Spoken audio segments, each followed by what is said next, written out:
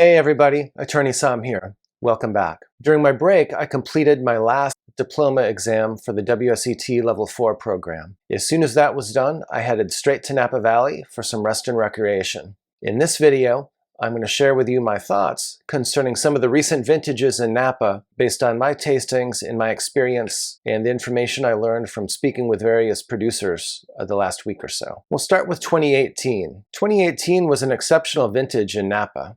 While many like to characterize 2018 as being somewhat similar to 2012 due to the very high yields that were enjoyed in both vintages, I think the wines are quite a bit different. In 2012, the wines tended to be more red-fruited in nature and a little bit lighter, less substantial than 2018. 2018, the wines have deep colors and are much darker in fruit, more black fruit, and definitely a little bit more substantial and weighty than the wines in 2012. And while we're talking about 2012, I should mention that, in my view, those are in a good place to enjoy now. And if you have any of those left, now's a good time to check in on them. And in any event, I would absolutely drink my 2012s before my 2013s. But getting back to the 2018 vintage in Napa, due to the high yields, the quality for a particular wine will often depend on the extent to which that producer was able to control yields. Of course, many of the producers are very good about controlling yields and ensuring that their fruit has adequate concentration and intensity. And so for the most part, there's very, very high quality wines produced in 2018 in Napa and lots of consistency across the board. In a few instances, however, producers may have been tempted to produce higher volumes in 2018, especially coming on the heels of the somewhat abysmal 2017 vintage, which had yields impacted negatively by fires as well as some of the drought. And so for that reason, there could be a few wines here or there that have a little bit lighter feel to them and are maybe a little bit hollow or thin. And as always, I highly recommend that you taste before you buy, if at all possible. But if you're going to be taking a flyer, 2018 is definitely an excellent vintage from which to do it.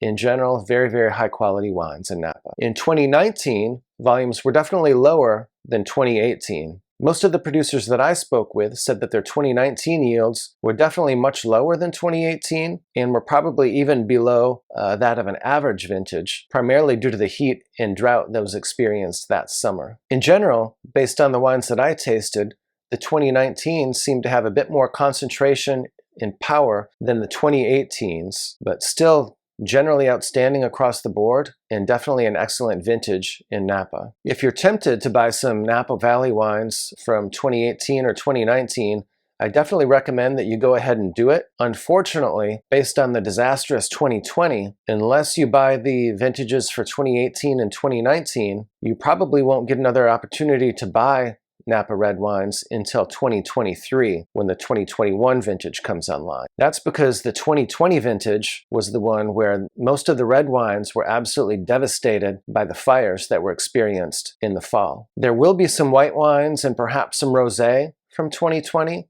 So if you're interested in those wines, they should be available. But of course, red wines are produced using far more skin contact than white wines or rosé, and it's the skins of the grapes that tend to absorb the smoke taint. For that reason, very, very few producers will be making a red wine in Napa Valley in 2020. Interestingly, however, I did speak with one high-end producer who said that they are going forward with their 2020 vintage. I would be extremely cautious about purchasing any 2020 red wines from Napa, however, notwithstanding any marketing pitch or any other explanations for why they're proceeding with their 2020s. Virtually every producer that I spoke with said that they'd prepared a small batch of 2020 just to see how it would turn out, and they described the aromatics and flavors as ranging anywhere from locker room or linebacker to ashtray, and so very, very unpleasant. So if you are even a little bit tempted to purchase some wines from Napa in 2020, at least the red wines, I would definitely try to taste those before you purchase them